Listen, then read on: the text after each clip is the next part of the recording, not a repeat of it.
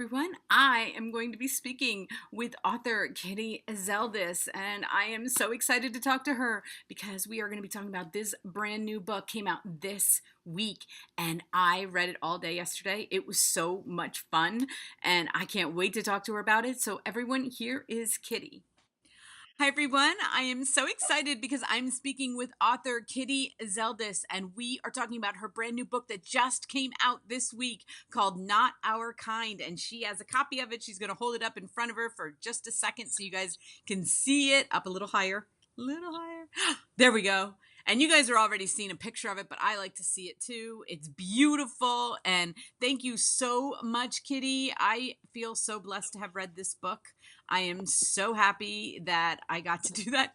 I dove into it yesterday, so I'm still there. I'm still in the book. You know how you do that when you read a book and you're still in it? Yes. I'm still in the book. Oh, that's great. Thank you. Yeah, so this story, historical fiction, this is your debut historical fiction. I love historical fiction. And I'm going to let you tell everybody, because I don't like to give a lot away. I'm going to let you tell everybody about this book. Okay, well, I think the idea for this book, now that I'm looking back on it, came to me in the 1970s when I was in college. And I was a student at Vassar, which I loved. It was absolutely a transformative experience. But I was a Jewish girl at Vassar. And even though I don't think I experienced a lot of overt anti Semitism, I felt very keenly that I was the sort of person about whom Vassar was historically built on excluding. I was the not our kind. Like Jewish girls were just not part of Vassar's history. And, that was kind of a complicated thing for me. It didn't make me recoil necessarily. I loved what I found there and the people that I found there, my professors, my fellow students. It was a wonderful, welcoming place, but I couldn't really ever forget that. And it was my, first exposure into that kind of larger waspy world that made me understand my Jewishness perhaps in a different way. I had grown up in a pretty, middle class Jewish neighborhood. Most of my schoolmates were Jewish, so I didn't question it a lot. Yeah.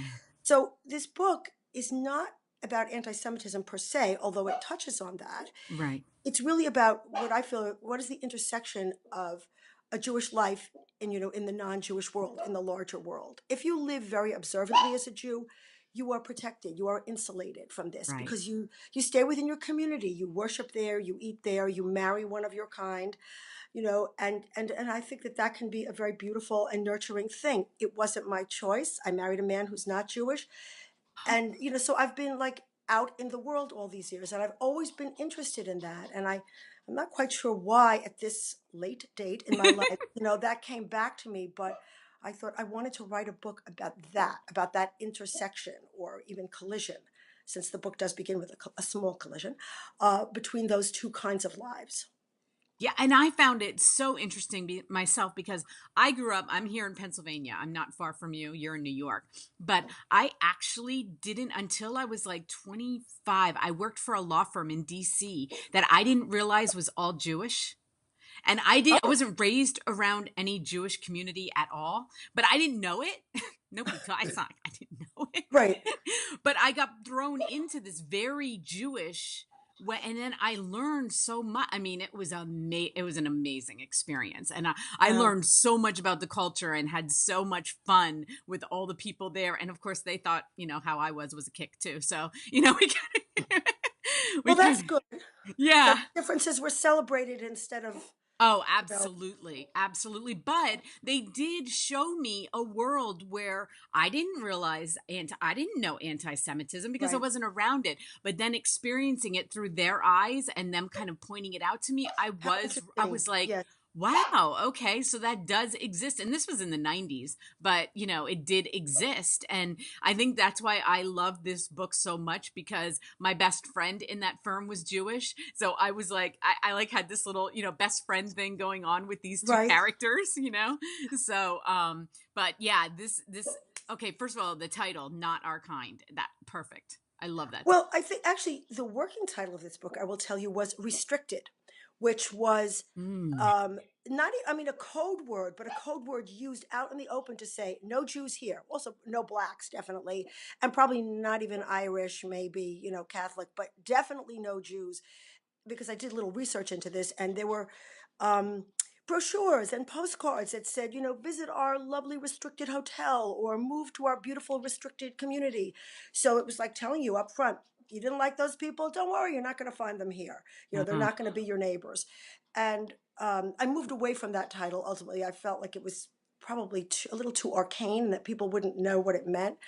And the Not Our Kind for me worked both ways, because there are two protagonists, and I Yes. gave them equal weight, and I cared about them equally. So there's a non-Jewish woman also, and so the Not Our Kind applies to her from the eyes of the Jewish woman, and the Jewish woman's mother even says that Not Our Kind somewhere, Yes. and then it applies the other way too.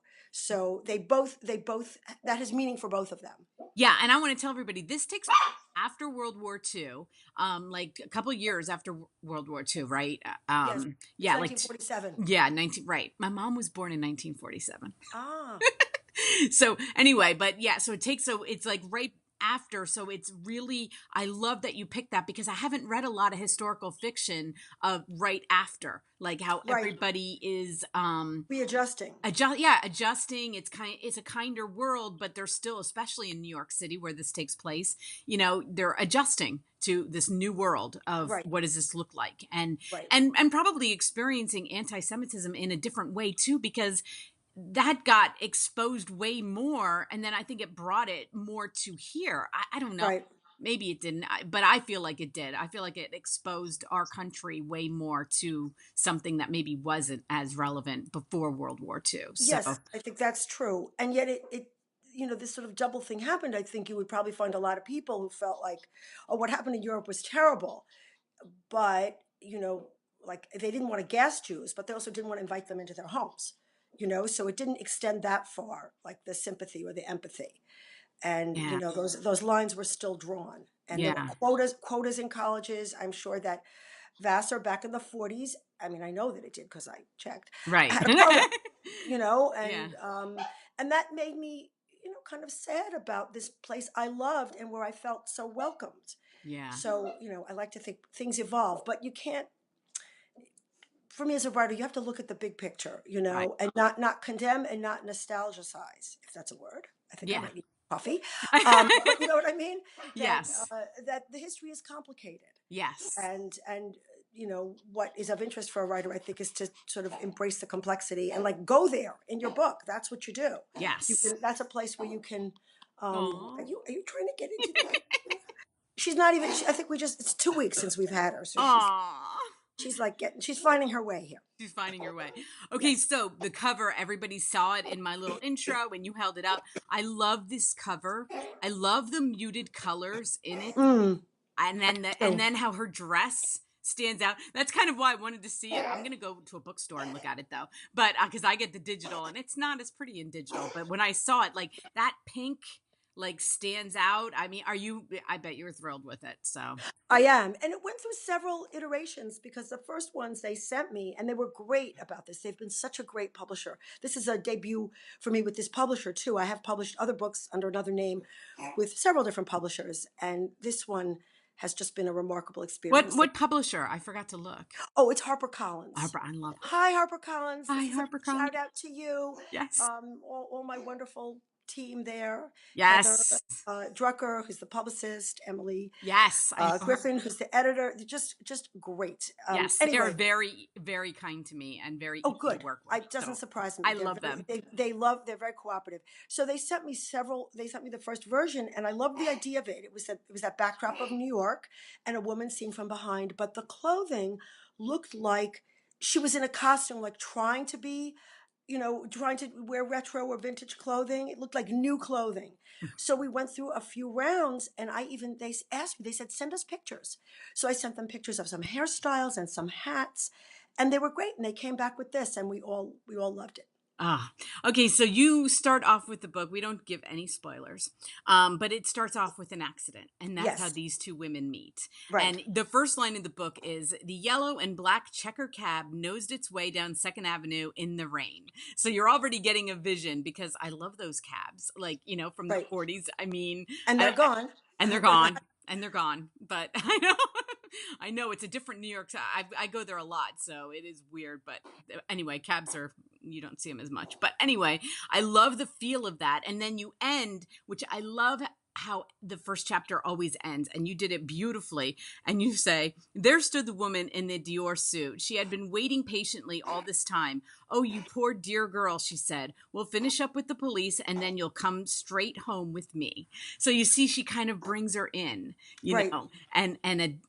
like right away they have this connection and she brings her in. And I love that. And it just Oh, thank you. made me want to go right to chapter 2. And, like I love a good first chapter ending, I think those are critical. My friend Carolyn Levitt, shout out to Carolyn. Love Carolyn. I Yes, interviewed wonderful her. writer and Oh such a my great gosh. person. She did my launch event with me at Barnes and Noble Did she? on Wednesday night, and we did a Q&A together. And she told me that her first bestseller, Pictures of You, she rewrote that first chapter like 20 times. She said the first chapter is, in a sense, the chapter that has to capture the reader. And like, if you haven't done it in the first chapter, you haven't done it. They're going to walk away. And her Right. first chapter also that has a car accident in it. Now that I'm thinking of this, although we of it, but a much more, cataclysmic one. Different. Yeah. Yes, it has far greater consequences. But I always remembered her saying that, and I worked very hard on this first chapter too. Yeah, I love her. I mean, she is such a teacher when it comes to writing. I love talking to her. So I think it's She awesome is, that and you she's guys just know. such a good person, and so helpful to everyone. Everyone, anytime you mention her Yes. name, they say, "Oh, I love Carolyn." Yep. Because some people in this business are not so generous. Right. And I love when I find the ones that are, and you can see they're just out there helping everybody. And, I just love that. Right. So I love her so much. And I just want to tell everybody the ending you are going to love. Okay. I loved the ending so much. And I love the way you wrapped it up. And I didn't envision it. I was like, oh, I don't know how it's going to end. It could have gone other ways, but I thought it was beautiful. Thank you. Yes. Worked hard on that too. Didn't want it to be too pat and too easy, but I didn't want to say Yes. more.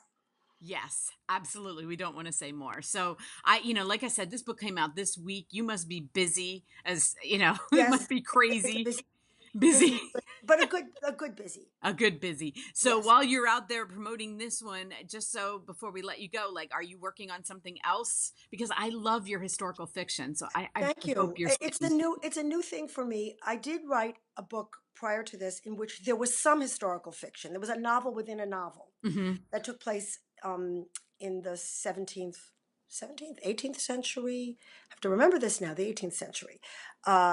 Yes, 18th century. And I loved that. I loved that part of writing it. And I thought, I wish I could write the whole book like this. So then I wrote this book where I did get to write the whole book. And the next book, I am working on it. It takes place in New Orleans in 1916 and 1917 in the district, which is Storyville, where prostitution was legal, Yes. in a certain area for a certain period of time up until until the United States got into World War I. So it concerns a woman who's a madam and how she got, and a Jewish madam no less, and she got to be that person, her backstory, she came from Russia and that was not her background there, and how she found her way into that life. And then what happens to her when the war comes along and the district is closed, the government closes it because Yep. it's a port city and all Yep. these sailors are there and they're getting into trouble. They're not, they're disappearing, they're getting syphilis, and the government says, like, dudes, like, we can't have this. So all of a sudden this whole way of life has shut down and everybody has to figure out another thing to do, if they've been involved in that world. So that's where I am now, kind of. Oh, that's awesome. You know where to find me, okay? Because Okay. I want to read it. I want to read it early. I want to get it out there. I think your writing is amazing. I loved Thank every you. word of this book. Oh, It was my. so much fun, really. It Well, was so thank you much so fun. much.